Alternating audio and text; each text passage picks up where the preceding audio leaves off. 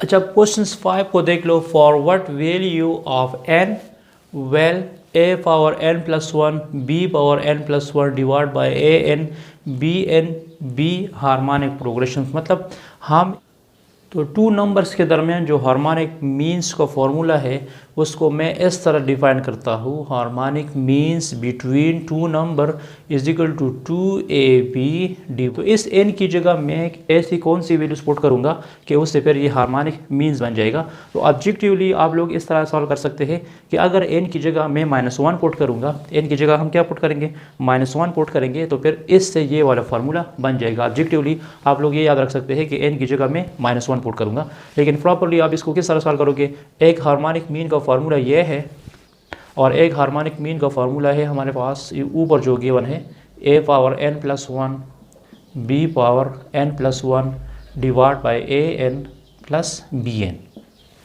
तो मैं लिख सकता हूँ harmonic means is equal to harmonic means.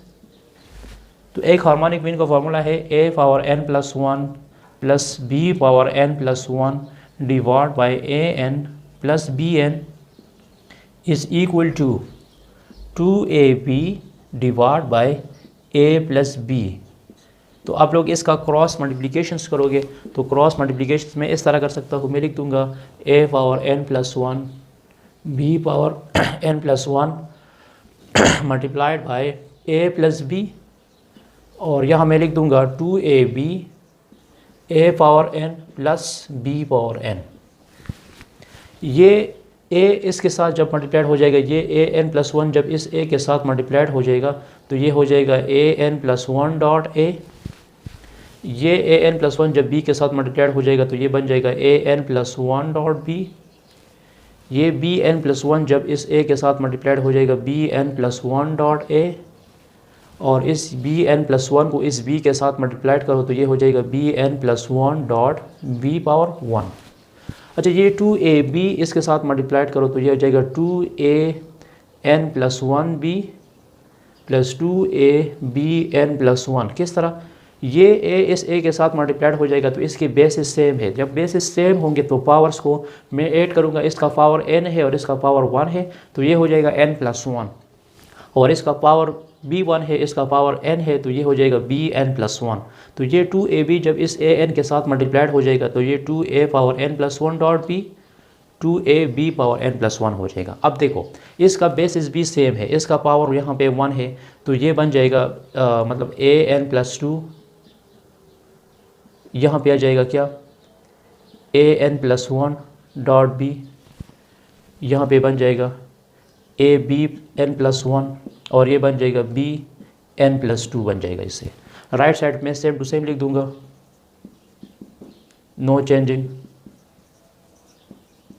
अब देखो, अब ये वाला जो टर्म है an plus one dot b वाला टर्म और abn प्लस वन वाला टर्म्स, इसको मैं शिफ्ट करूंगा राइट साइड पे तो यहाँ सिंपल बन जाएगा an plus two bn plus two is equal to 2an plus one b plus a minus a power n plus one b।